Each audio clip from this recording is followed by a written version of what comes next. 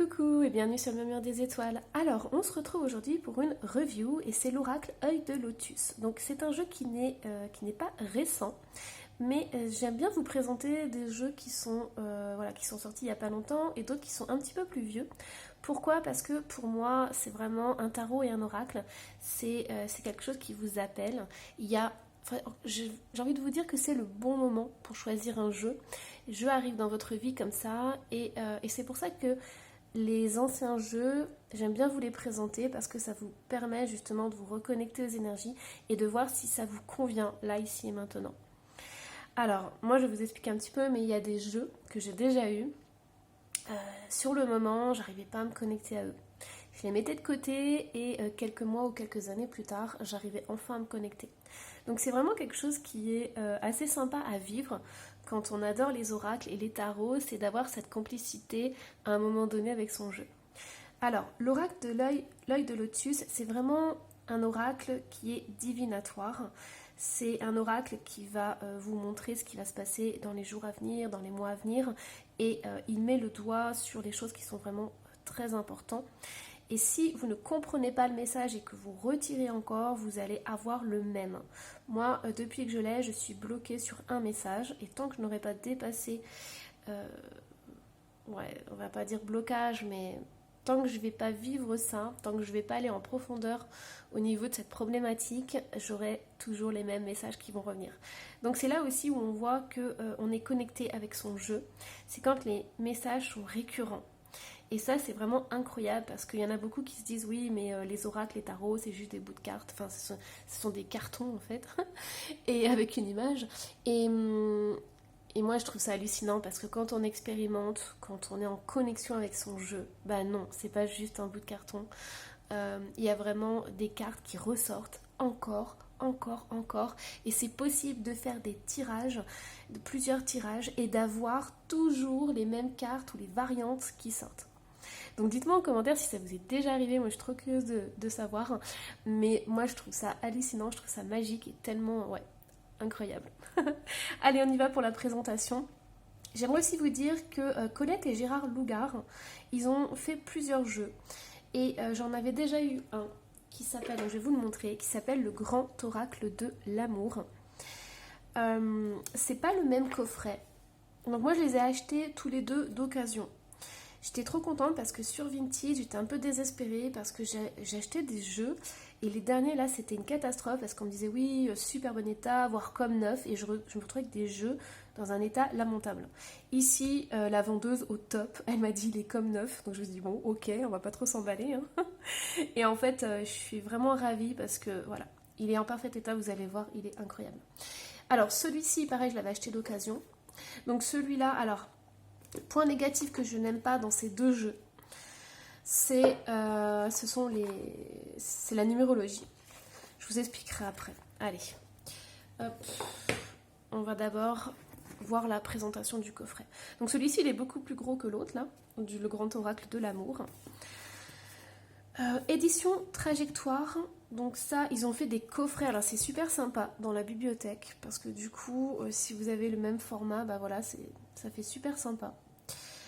Il est au prix de 26 €. L'oracle Œil de Lotus repose sur un symbolisme fort. Il rapproche la représentation par excellence de la clairvoyance, l'œil avec le lotus frontal, chakra de l'intuition qui donne accès à la connaissance. Ainsi, par ses images originales et explicites, l'œil de lotus vous aidera à trouver des réponses à vos questionnements, développer votre intuition et stimuler votre analyse personnelle. En consultant le guide qui l'accompagne, vous pourrez approfondir le symbolisme de chaque carte et en étudier la valeur sur le plan numérologique, comprendre le sens des associations entre certaines cartes et affiner votre interprétation par rapport aux divers domaines de votre vie. Plusieurs méthodes de tirage sont décrites en détail et illustrées d'exemples explicatifs. Avec l'oracle Œil de Lotus, portez un regard éclairé sur votre évolution personnelle et vos relations avec les autres. Ce coffret est composé d'un livre de 192 pages et de l'authentique jeu de 55 cartes de l'oracle Œil de Lotus, créé par Colette et Gérard Lougard. Il faut savoir qu'il y a eu une première version et la boîte en fait elle est toute petite. C'est une boîte bleue. Moi j'aime beaucoup ce coffret en noir, je trouve que ça lui correspond bien. Allez, on y va. Donc avec ces coffrets, c'est super sympa parce qu'on a on a carrément un livre, c'est carrément un pavé. Donc voilà, on en a pour son argent. Je suis vraiment ravie. Et voyez, c'est une boîte en carton. Donc ça, c'est génial. Moi, je suis pas pour les pochons. Vous verrez, là, je vais vous présenter d'autres jeux que j'ai eu à Noël. Il était temps d'ailleurs de vous les présenter. Mais les pochons, moi, je les mets de côté, je m'en sers pas. Donc ici, c'est super. J'adore. Hop, allez. On y va. On va commencer du coup par le livre. Donc au niveau du livre, il est vraiment très complet. On a la numérologie. Donc on vous explique. Alors pour eux, c'est très important, la numérologie. Donc c'est pour ça qu'on a des chiffres écrits en gros. Alors le point négatif, ce que je ne comprends pas, c'est pourquoi ils ont fait le choix de mettre 2 fois le chiffre ou le nombre. Je comprends pas du tout parce qu'ils sont vraiment très attachés à la numérologie. Mais pour moi, ça me déstabilise énormément d'avoir 2 chiffres ou 2 nombres. Vous voyez, 24, 24. Ça, je trouve que ça alourdit la carte et c'est très perturbant. Donc je comprends pas trop. C'est pour ça, du coup, que j'en reviens à l'oracle de l'amour. Moi, j'ai carrément coupé les cartes. Donc je vais pas le faire avec celui-ci. J'ai vraiment envie de garder les cartes comme ça, mais c'est très perturbant d'avoir ces deux chiffres ou ces 2 nombres sur les cartes. Donc voilà, donc moi j'avais pas hésité à le couper. Bon, c'était un jeu acheté d'occasion, je le fais pas sur des jeux neufs. Ça me fait mal au cœur. Mais voilà, du coup j'avais tout coupé. Hop. Allez, donc ici, ce qui est super sympa, c'est que on a une carte, une représentation en couleur. On a le symbolisme. On a le plan sentimental, la santé, le plan professionnel, divers, et on a des associations. Donc ça, c'est génial. Donc en fait, vous êtes pris par la main tout au long du livre pour bien intégrer les cartes, sachant que après, c'est à vous aussi de mettre votre propre interprétation et de faire vos propres associations. C'est ce qui fonctionne le mieux. Donc voilà, on a ça pour toutes les cartes. Donc à la fin, je vous tirerai une carte pour vous la lire et tout, pour voir un peu plus en détail. Donc voilà. Hop. Alors, voilà. On va sur la dernière, je vais vous la montrer. C'est la carte 55. Alors ça, ils adorent le faire. Dans le grand oracle de l'amour, on a la dernière carte, c'est la carte... donc c'est une carte qui est un peu rose saumon. Et c'est pareil en fait, c'est une carte de protection, de bénédiction. Méthode et exemple de tirage, donc là c'est placé à la fin. On a le tirage en croix avec un exemple, donc ça c'est super sympa, exemple et interprétation. On a le tirage en fer à cheval avec 7 cartes. Voilà, on a l'exemple. Là c'est bien parce qu'ils ont pris aussi des cartes qui sont assez dures. Donc voilà, ça permet de ne pas avoir trop peur quand on fait un tirage. Parce que vous allez voir, dans ce jeu, il y a vraiment autant de cartes positives, autant de cartes neutres et de cartes négatives. Tirage en losange. On a tirage astrologique. Ça, c'est super sympa à faire. Après, il faut de la place. Hein. Mais voilà, exemple de tirage astrologique. Tirage arc-en-ciel. Donc évidemment, si vous me suivez, vous savez que les arcs-en-ciel, ça me fait vibrer. Et voilà, et puis après on a les remerciements. Donc c'est vraiment un livre qui est super. Moi j'adore. Si vous débutez ou si vous avez envie d'être pris par la main, allez-y les yeux fermés parce qu'il est vraiment bien fait. Alors, ensuite, au niveau des cartes, donc on a ce dos comme ça qui est assez neutre. Voilà, donc si vous n'aimez pas les bordures, bah pas de chance, hein, vous êtes comme moi. Je ne suis pas pour les bordures. Après, il y a certains jeux où ça passe. Là, ici, ça passe. Parce que ce sont des couleurs assez neutres, assez pastel, donc ça va. Mais voilà, moi, ce qui me perturbe, c'est ça, là, quoi. En plus, ça change, parce que du coup, si on regarde, on est sur du 11. Donc, je sais pas pourquoi ils ont fait ça. Après, il y a aussi, c'est écrit en français et c'est écrit en anglais. Et alors, bon, ok, ça passe, parce qu'on a homme, man. Mais il y a certaines cartes, c'est le même mot, quoi. Et je comprends pas pourquoi ils l'ont pas enlevé. Donc voilà, donc au niveau du visuel, J'aime certaines représentations, mais j'aime pas ces chiffres. Voilà. Et j'aime pas des fois l'écriture, je vous montrerai sur certaines. Donc ici, on commence avec le 1, avec l'homme. Donc on peut dire plein de choses, hein. Vous avez votre interprétation, l'interprétation du livre. On peut se fier aussi au dessin pour avoir d'autres flashs, d'autres perceptions. On a la femme en 2. Vous voyez la 2-2, on est sur du 22, enfin 3, union, voilà. Alors ici on a les deux mêmes mots. Donc je sais pas, moi j'aurais viré ça, et j'aurais viré ça, et puis voilà quoi. Hop, espérance. Naissance. Le choix. Isolement. Travail. La famille. Le déménagement. Donc là, pareil, vous avez plein de détails, donc vous pouvez avoir des flashs par rapport à ça. Il faut vraiment aussi le faire à l'intuition, au feeling. Vous verrez, il y a beaucoup de choses qui vont ressortir. La justice. Amitié. Été. Alors je trouve aussi on peut s'amuser à faire les chakras, parce qu'il y a des couleurs qui sont très vives sur certaines cartes, et ça peut nous donner des indications au niveau des chakras si vous travaillez avec, évidemment. La créativité. Ennui. Détachement. Effort. Transformation. Printemps. Alors on a les 4 saisons. Donc ça c'est sympa. Amour. Pensée. Petite pensée pour Rodin. Fidélité. Réussite. Maladie. Voilà, après il y a des sujets aussi qui sont un peu délicats. Moi je sais que, voilà, je vous dis toujours, je ne suis pas médecin. Je parle plutôt de bien-être. Donc ça c'est à vous de voir. Après ça dépend quel tirage vous faites, si c'est perso ou pro. On a le karma. J'aime beaucoup cette peinture. Vous voyez, karma, c'est écrit 2 fois. Donc c'est très très lourd en fait, je trouve. Commerce. Clé. Départ. Perte. Protection. Alors ça me fait penser à un rituel qu'on faisait autrefois. J'avais regardé un documentaire, je crois que c'est sur Arte. Et en fait, ils expliquaient qu'il y avait des arbres dans certaines forêts qui étaient complètement envahis par des ex-voto, des clous, enfin des trucs.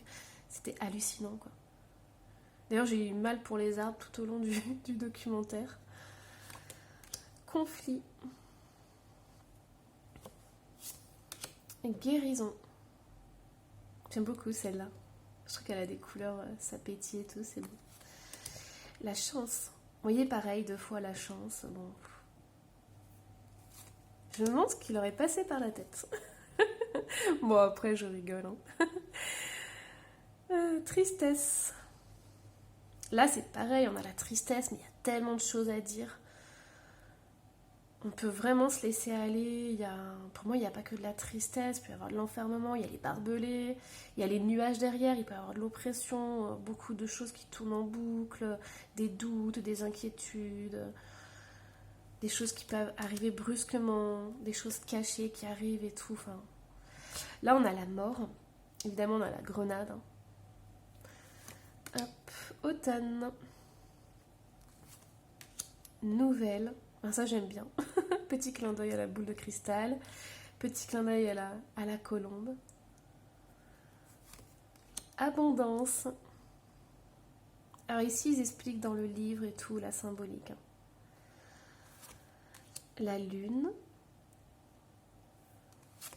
On a les cadeaux.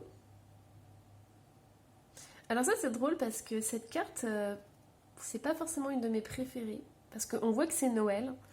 Mais pour moi, c'est un Noël qui est un peu pauvre, là. Parce que Enfin voilà, Noël pour moi c'est le sapin, c'est les guirlandes, c'est plein de lumière et tout. Mais là il manque des choses. Pour moi j'aurais mis un énorme sapin, j'aurais mis l'abondance, j'aurais mis plein de trucs. Donc bon. Mais après c'est vraiment subjectif, hein. Comme je vous dis toujours, les présentations, c'est soit on accroche, soit on n'accroche pas. La rencontre, j'adore cette image. J'aime beaucoup. Je trouve que le mélange des couleurs est très très bien fait. Rupture. Prudence. Alors ça, c'est génial. J'ai acheté ce jeu, entre autres pour cette carte, parce que je la trouve incroyable. Ça change des autres mots-clés qu'on peut trouver dans d'autres jeux. Et pour moi, il y a vraiment cette symbolique. Donc si on tire ça, on peut faire attention à la route. Voilà. C'est vraiment un oracle qui est ancré dans le quotidien. Stabilisation. Envoûtement. Alors cette carte à la base, elle est négative dans le jeu. Pour moi, dans certains tirages, c'était positif. Donc vous voyez, c'est toujours à vous de voir comment vous ressentez les choses. Mais envoûtement, ça peut être... voilà. Pour moi, une carte, elle peut être positive, négative, en fonction des autres cartes. C'est comme dans le tarot, c'est pareil. On a la force, donc pareil, ils ont mis 2 fois le même mot. Oh, au secours. On a l'ennemi. Donc, bon, bah voilà. Hein. Après, les cartes, elles parlent d'elles-mêmes. On n'a pas envie de se retrouver en face de ça. Événement proche. Cette carte est vraiment sympa. Pareil, hein, toujours 48-48, là, bien lourd, bien ancré. Interdiction. Pareil, ça on a donc prudence, interdiction, route barrée. Donc là on a des warnings, on fait attention sur la route. Hein. Hiver. Alors cette carte de l'hiver, elle ressemble pas trop. Enfin, ça me fait plus penser à l'automne pour moi. Même si là on a la vieillesse et tout. On a la trahison. Carte super puissante. Hein. On sent, quand on regarde cette image, enfin cette peinture, on voit vraiment, on peut se sentir mal à l'aise. Hein. Ça peut être un peu, comment dire, troublant. On a l'attente. Ça me fait penser à un peintre. Je crois que c'est un peintre allemand. Je sais plus son nom, mais ça me fait penser à ça. Faudrait que je vois un peu plus. Accident. Bon, bah celle-ci, on n'a pas envie de tomber dessus. Hein. Vous voyez, il y a des cartes qui sont quand même piquantes. Hein. Donc, si vous n'êtes pas prêt avec ce jeu, ne le prenez surtout pas. Hein. Parce qu'il y a vraiment des cartes piquantes. Et puis, je peux vous dire, il ne fait pas de détour, ce jeu. Il les cache. Donc, accident, voilà. On a les deux mêmes trucs. 53. Et on a la sagesse. J'aime beaucoup cette carte. Elle est trop belle. Et on a la carte 55, la carte blanche, qui est la carte de la protection. Allez, du coup, je vais bien mélanger le jeu. Et je vais vous tirer, je pense, une carte. Ah bah, oh punaise, vous avez entendu. Bon bah allez, j'ai pas eu besoin de la choisir. C'est elle qui a voulu sortir. Donc voilà, ça fait un bruit de dingue, ça s'est retourné. Alors, quand je vous ai dit que ce jeu était cash, c'est pas une blague. Hein. Alors, 27. Hop. Vous pouvez rien lui cacher à ce jeu. Parce que plus vous allez lui cacher des choses et non, je veux pas que ça tombe là-dessus, plus il va vous le sortir. Alors, départ. Dans le cycle numérologique, le départ porte le chiffre 27, aboutissant au 9. Il exprime la fin d'une étape pour repartir vers d'autres horizons. Symbole de voyage, d'accomplissement, il pousse à faire le point car un nouveau cycle va être entamé. Au premier plan, un train déjà en marche. C'est l'arrière qui apparaît d'abord, tandis que l'avant est déjà bien engagé. La courbure des rails nous montre un changement possible de direction dans la vie, un nouveau départ. Sur le quai, des valises, symboles du voyage. Elles permettent d'emporter des effets personnels. Ce départ n'est pas une coupure totale, il tient compte de ce qui existe déjà. Il est un signe d'espoir, marqué aussi par les oiseaux migrateurs qui s'éloignent. Ils sont 11. Ce nombre est symbolique. On sait en effet que les 11 apôtres ont propagé l'enseignement de Jésus après la mort de Judas. Ces oiseaux volent vers des contrées lointaines, c'est le grand voyage qui s'accomplit avec un espoir de renouveau, mais aussi de retour, puisque le but de ces oiseaux est de revenir. Cette carte de départ exprime un grand moment de renouveau. Elle peut signifier le voyage réfléchi, organisé, mais aussi le départ sur le plan spirituel. Les oiseaux dans le ciel pointent vers le haut, le mental, la connaissance. Les couleurs vives, dynamiques, apportent de la gaieté et de la joie dans ce mouvement vers l'avant, vers un avenir prometteur. Plan sentimental. Un changement de situation est à prévoir, mais il faut tenir compte des leçons apprises et garder son intégrité et son individualité. Alors santé, je ne vais pas le faire du coup. Plan professionnel. Des mutations au sein du travail sont à prévoir et l'éloignement est à envisager sérieusement. Il peut s'agir aussi d'une possibilité d'avancement. Divers. Cette carte signifie un éloignement possible. Si des cartes négatives l'entourent, prendre toutes les précautions pour entamer un voyage. Le départ présage le renouveau. Tourner la page peut s'avérer très constructif par la suite. Voilà, bon, du coup j'espère que cette review vous aura plu. Dites-moi en commentaire si vous accrochez ou pas avec cet oracle, si vous l'avez peut-être déjà, et voilà, quels sont vos ressentis par rapport à ce jeu. Et du coup, moi je vous embrasse très très fort et puis je vous dis à la prochaine. Bye bye.